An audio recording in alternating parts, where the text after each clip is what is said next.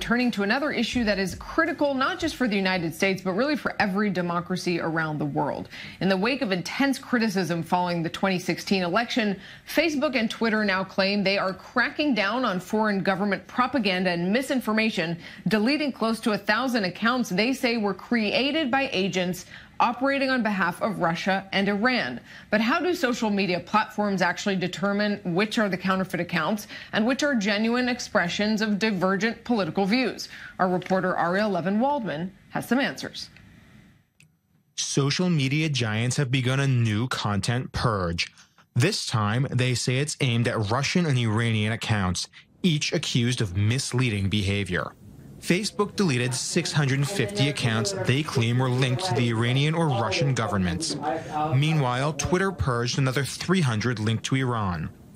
Intelligence analysts say propaganda is a new front in cyber warfare. The Iranian opened many sites that try to affect mostly the midterm election in the US, but they try to affect people's idea and what people think about normal issues in the state, and they try to impersonate news media outlets all around the world. Facebook and Twitter received a tip from a private firm called FireEye, which accused a number of accounts of being propaganda outlets.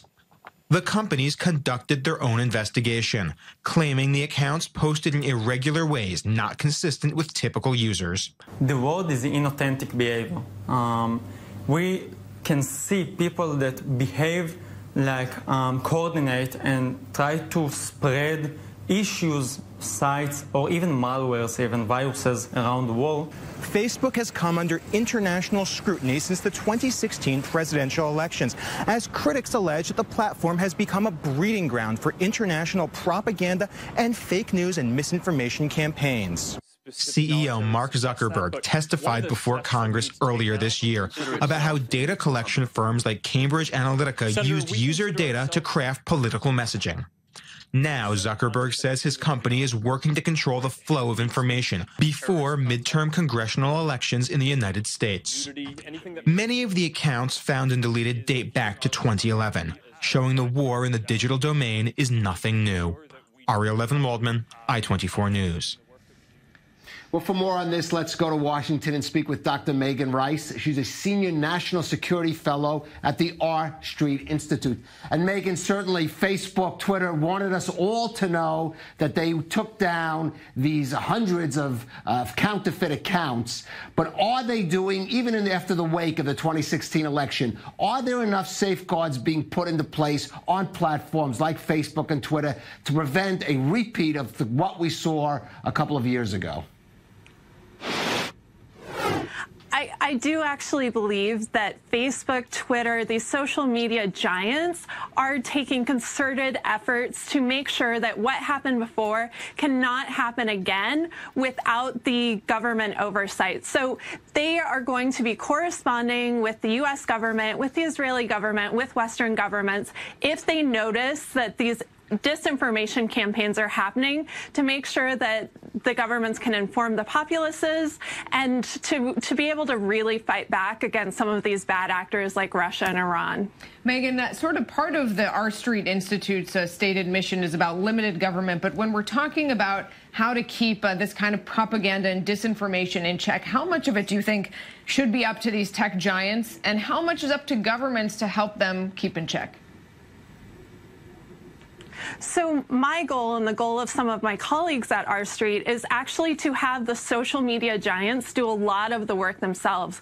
We don't think that Congress getting involved to such a great extent is going to be a good result for everyone, because they're going to end up doing too much or not enough in the places where they need to do things. So I think what the message from these congressional hearings that happened earlier this year ended up being to these tech giants was either do your part, do enough to keep some of this really bad stuff from happening, or you will be regulated. And regulation would not be good for a lot of social media networks.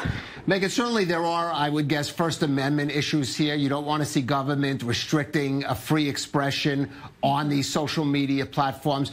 But let's keep in mind, Facebook and Twitter are not contending against lone hackers or even other companies. They're contending against governments like Russia, like Iran. In that kind of circumstance, shouldn't then that call for a more active government intervention, as we see, for example, Europe doing? So what this particular expulsion of a lot of accounts showed is that some of these detection companies are able to actually see how accounts are being used by foreign adversarial governments to pursue disinformation. And what they saw is the accounts were doing things that normal users don't do. So basically, the algorithms are getting to the point where they're able to detect false information and that would come from a government. So you're getting a lot of the steps in place in the private sector to be able to keep some of these really bad disinformation campaigns from happening in the future.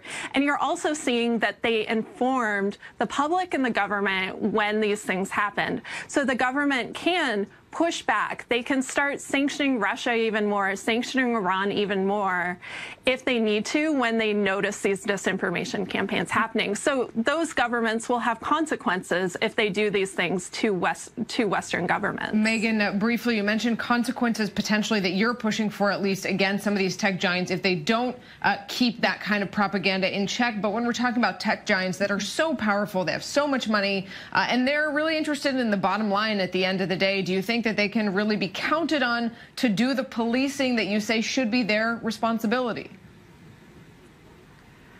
Well, the goal is that the incentives for the tech company are going to align with their monetary incentives, that preventing disinformation campaigns will be really key to keeping a lot of their users. People are not wanting to be on these social media giant platforms if they think that they're just going to be interacting with Russian bots. And so a lot of the incentives could be aligning, and I'm assuming that you'll see that more and more if you start having these awareness campaigns that someone like the Iranian government is actually pushing some of this propaganda that you're seeing on Facebook. So maybe it's actually the public awareness and the users' desires that might push these companies a little more even than governments and potential regulations. Dr. Megan Rice in Washington.